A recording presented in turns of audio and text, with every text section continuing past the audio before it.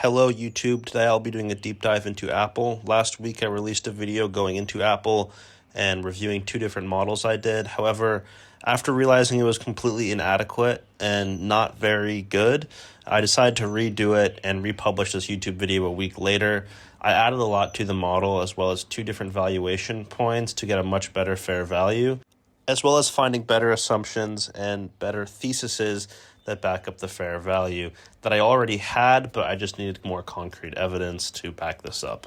Jumping right into it, we're looking at the income statement. I found the forecasted revenue and forecasted data using two different data sets, using segments through products and services, as well as segments through geographical revenue. So we forecasted each different product: iPhone, Mac, iPad, wearables, and services.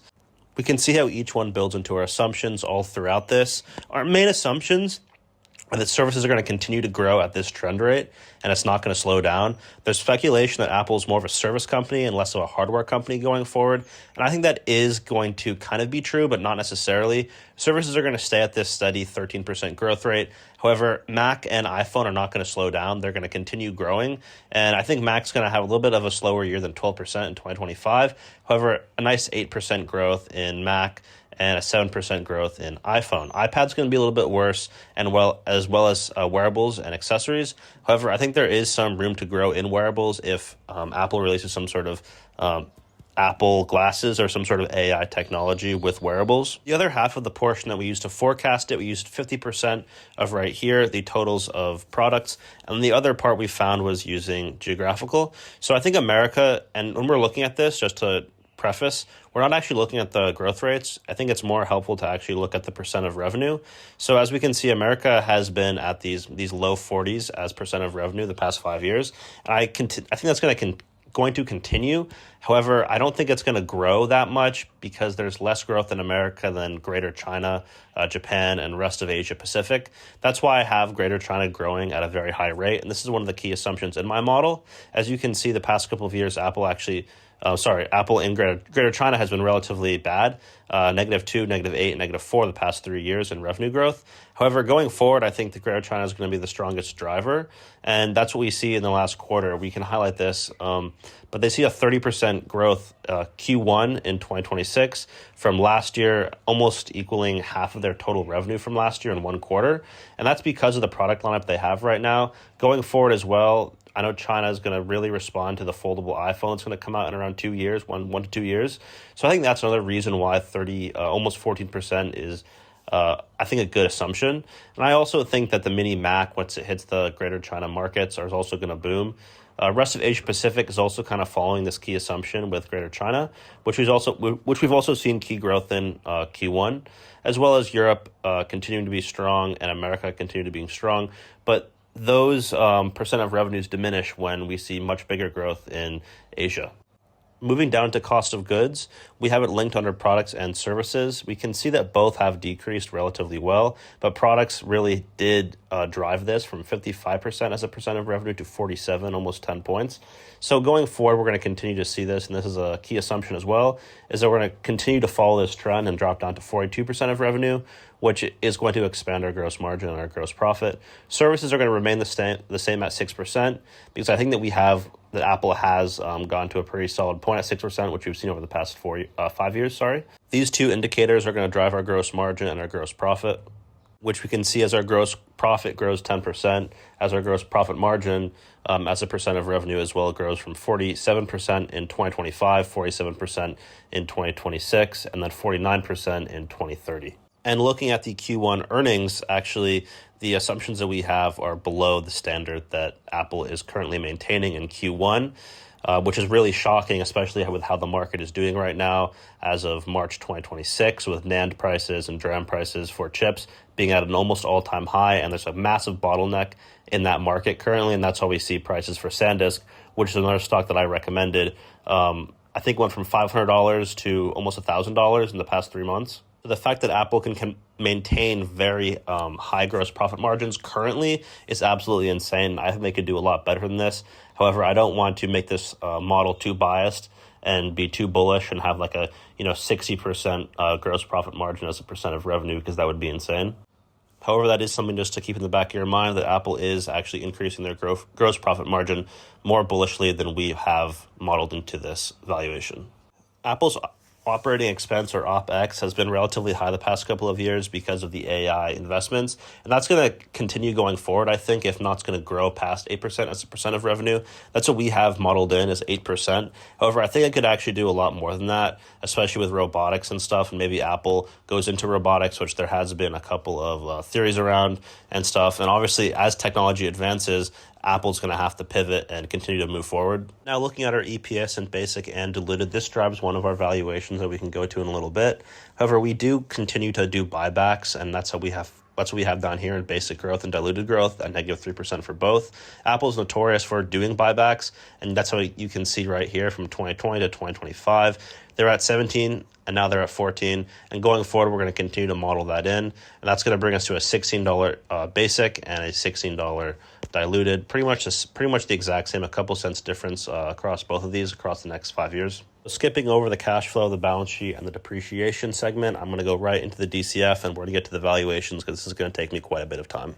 We have a 9.13% WACC, which is relatively close to industry standard, which I've seen across a bunch of other DCFs. Our WACC drives two of our valuations, our EBITDA and our perpetuity method. This is relatively straightforward, and I didn't make any very bullish or bearish assumptions in this WACC. So we use that WACC to discount our free cash flow, which we found from our income statement pretty much, finds us our total net present value, which is going to drive our EBITDA and our perpetuity method valuations, which make up 25% of the total valuation.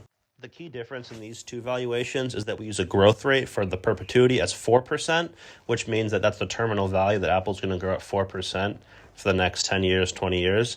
And the EBITDA method, we're using 17.9, which is the enterprise value divided by our EBITDA in the exit year, which is 2030. And just to clarify really quickly, the enterprise value is the equity value, which is the current stock price times the shares outstanding, and then subtracting the net debt finds us the enterprise value.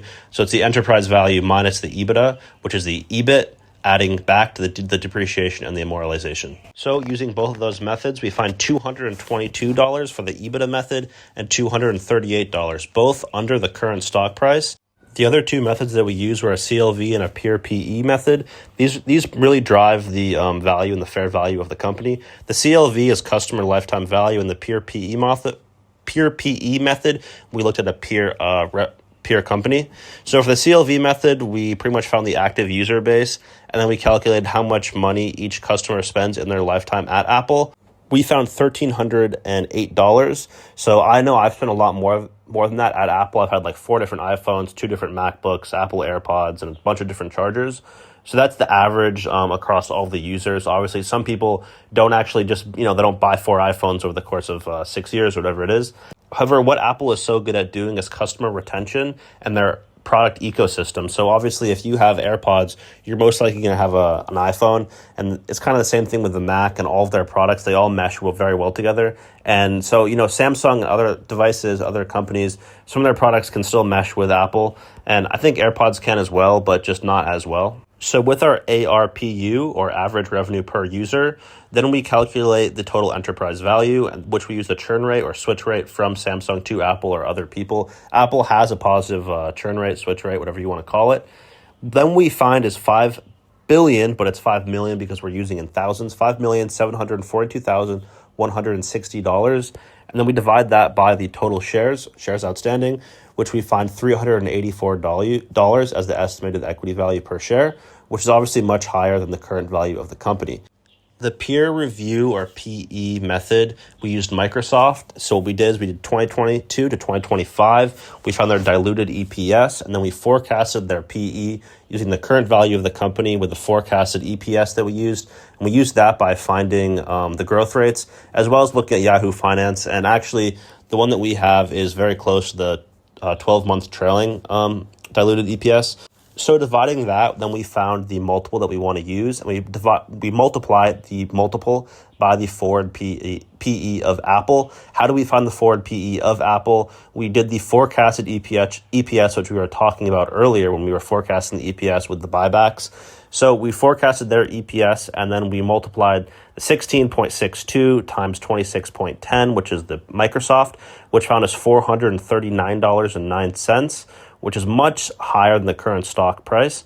So averaging all of those respectively, we found a estimated fair value of $321.16 with an 18.85% upside. I do want to say, since I posted a YouTube video on Apple last week and I took it down because it wasn't good enough quality for myself, when I first recommended the stock, Apple was at $250, and it's almost jumped $20 in the past couple of weeks, I guess like 10 days, a week and a half. I just want to also add on, if you don't believe me, you can believe Morgan Stanley, who raised their Apple stock price target to $315 in December. So I'm adding this on to one of my public recommendations. The past couple of recommendations I've made the past couple of months since I started this YouTube channel was SNDK SanDisk, which has absolutely been on a heater. I recommended it at under $600, and currently I think it's close to $1,000. Right now it's sitting at $922. The other one was BTG, which I recommended under $5, and it went to $6, and it's still currently sitting at $5, hoping to see $7 by the end of this year. So Apple is going to be on my recommendation list. We'll update it from now on in every YouTube video, and I hope to see this price target by the end of the summer, if not sooner. Thank you for watching. I only have 15 subscribers, so you guys should maybe subscribe if you like this sort of content, because eventually I'm going to stop posting it if no one's fucking with it.